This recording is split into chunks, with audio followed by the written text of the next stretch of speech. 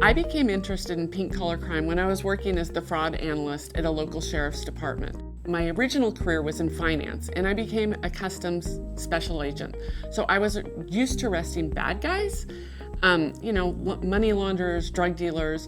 But then when I go to a local sheriff's office and I'm doing primarily embezzlement type cases, all my suspects are women. And I came across the term pink collar crime.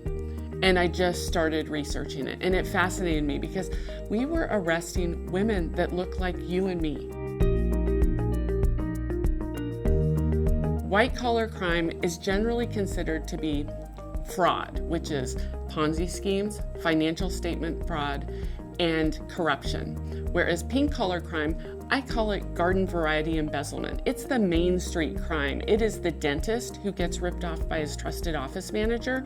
It is the manufacturing company who has an accounts payable, employee who steals. Petty amounts stolen by lower level workers in the workplace, primarily women, because women are in those positions.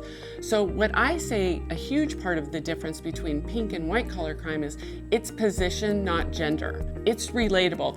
I use a lot of hashtags in my social media and presentations, and I call it the relatable crime. I can't tell you how many people come up when they find out what I do and they have their own story of how they or a family member had been ripped off by someone, or a school club that their kid belongs to. So I call it the relatable crime. We don't relate to Bernie Madoff. It's just, we don't live in his world. We live in the world of Main Street.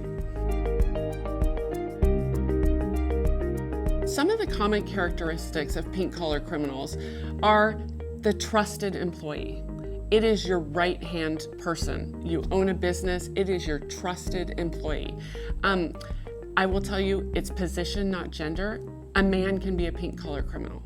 It's the position. It's just the women are in more of these type of positions, and that's where the cash is in a business. It's in accounts payable, it's in accounts receivable, bookkeepers, receptionists, office managers. But they are trusted employees. One of I call them pink flags instead of red flags. I call them pink flags, is never taking a vacation. So if you have an employee who never takes a vacation, it is a huge pink flag. Of course, lifestyle. I tell businesses to do a parking lot audit. Look outside, and does their salary match the car? And so here I have this dentist, he realizes he's been ripped off, and he said, when I realized she drove a newer model BMW than me, that would be a clue. And I'm like, yep, that would be a clue.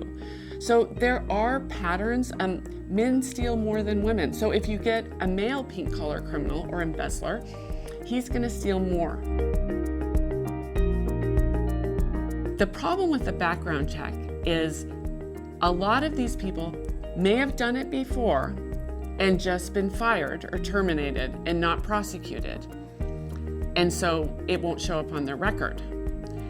But then there's a huge amount of them who have never, ever been in trouble with the law before. And so their background check is gonna be clean. I had a woman who stole $10 million from a car dealership, and I wrote to her in prison. And we had a correspondence back and forth, and she told me that she had not so much as ever even had a parking ticket, and then she started stealing. So you really have to be paying attention in the now. And that's why I say the parking lot audits. Does the salary match the vacation? That woman who stole $10 million, she flew to the Vatican and took her family. She bought tickets to Super Bowls and box tickets. People did question some of these extravagant trips. She said, well, she had a side hustle. She was very blessed. They had made some good investments. It's hard to ask a coworker, so how are you affording that? And, if they were stealing, they're gonna come up with some very clever answers.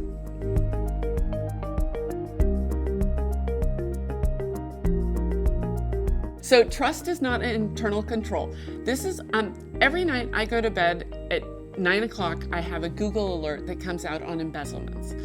And I read the stories of someone who's been arrested for embezzlement or pled guilty to embezzlement. And I can't tell you how many victims have said, I trusted them so much, so much. And it's like they were part of my family. You know, I let them into my home. The money is replaceable. That's another hashtag. Money is replaceable. Trust, so much harder to regain.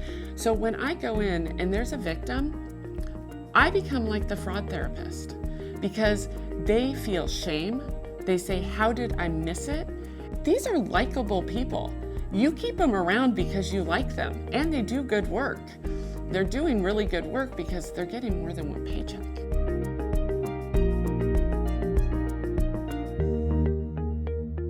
I use the hashtag, it's not rocket science, and the reason I use it is the way that this theft, embezzlement happens is very basic.